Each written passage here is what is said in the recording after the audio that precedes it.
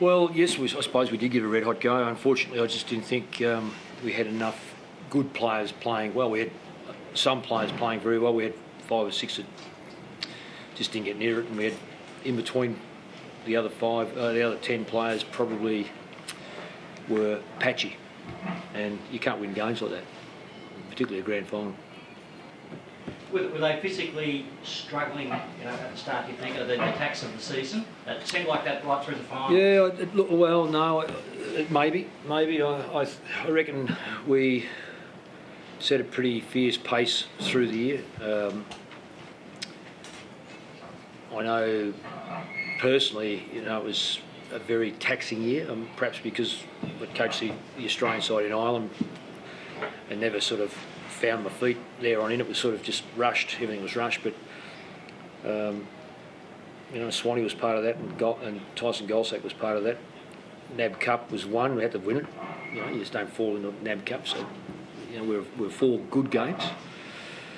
Probably what hurt us is just the number of players that just weren't available to get solid games into, and we had to. Heath Shaw, I thought, showed a massive amount of courage to play what turned out to be 3 games on the back of missing 9 really, when you look at the fact that we won one of the semis. Daisy got 2 weeks but effectively missed 4. Nick interrupted pre-season with his ribs and then broke his thumb. Dawes, 4-week, 5-week injury, does his calf, misses 7. Just caught up with us. Just couldn't get the group together long enough to work consistently and take, in many respects, probably take the load off one another. It was thrust back on the same blokes, and yet Scott Pendlebury, to me, was so outstanding in his approach and the way he goes about it. Yet he played every game. So it's hard to... Maybe that continuing helped him, whereas the other boys were just... who could question Dale? 30 possessions, but not as clinically clean as the Dale with 6 or 7 games in a row, as opposed to patchy. So, and you get found out. It's grand final or any finals, you get found out if you haven't got the right. The planets have to be aligned, and you've got to go in there with everything working for you. And unfortunately, we lost all those players over a period of time that just didn't get enough games to themselves. But we fought bravely, and the players in question, Nick Maxwell and Heath and Daisy, and probably to a lesser degree Chris Dawes, played pretty good football, but not as crisp and clean as they probably could have. You kept the players for a while in the huddle at 3/4 time. For the record, what was your message and what was your view of the state of the game at that time? Oh, I thought it was even money. We allowed them 2 goals just before half-time. I think it was before half-time that we just didn't play the percentages. And in the 3/4 time, I think they were 7 points in front.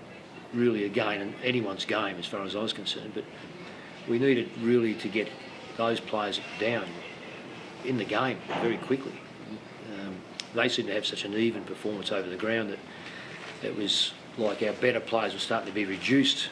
We needed our marginal players, marginal performers, to lift and just give those blokes that have been at it all day some sort of, I suppose, some sort of clarity in the way they were going to go about it, as opposed to getting caught as an ordinary player. And they're not ordinary players; they're good players. But we just didn't. But we couldn't get enough players playing good football. And that's what the main point at 3/4 time was, just to get as many of them up and point it out as we possibly could. It's not a tap; you can't turn it on and off. But try to get as much as we could. Michael, once Bosnian was out in that second half, should there be better coverage for you in defence? So there was better coverage then for Hawkins? Well, you can say that. Ben Reid's the All-Australian, and he didn't have a good one. What we took away from Geelong was the ability to have a loose player, which this is when tightness sets in, they got in the last quarter. You need players that work hard up and then put pressure on. That's why three-quarter time I thought we'd covered all those releases. And once you do that, if they get through that, every side, inclusive of us, and when sides take us on like that, you score, or you have the potential to score. So it's not Russian roulette, but you're better at trying to win the game as opposed to save a game. And we really did fall away in our probably disciplines in many respects, where players allowed their Geelong counterpart just enough room to create something. They only went forward 11 times the last quarter, had 7 scoring shots or 8 scoring shots or something. So that's ridiculous, really. Just on Reid, I mean, really like he struggled to run in the second half. Was it the right decision to play him? Well, he declared himself fit, and the medical boys said he's fit, and he was fit enough to go back on. So I don't think it's an injury. I just didn't think he played well. He seemed to get beaten a couple of times, and then he started to play from behind, and he didn't play shoulder to shoulder. He just didn't play with the same confidence as he normally plays. Perhaps he thought, he's only a young man. Maybe he thought he was letting the side down and changed his rhythm. He was okay early, changed his rhythm, which allowed Hawkins to get a bit of confidence, and then he found himself in the wrong position on both occasions that he took those marks. Just on yourself, you've been pretty emphatic. This is the end for you. You're still comfortable with that decision now after the today? I'm not certainly going to change it because of today. Mick, what is that personal emotion now? I mean, 28 years is a long haul, and it's finally come to this. I mean, how do you feel? Quite frankly, the personal thing is so removed from my psyche at the moment. I'll let you know next week or the week after. I really have got no feel for myself whatsoever. It's more for people that put the work in and the time in, and the player group. I really can't even if I wanted to. The only ones that I really feel for most of all are my family.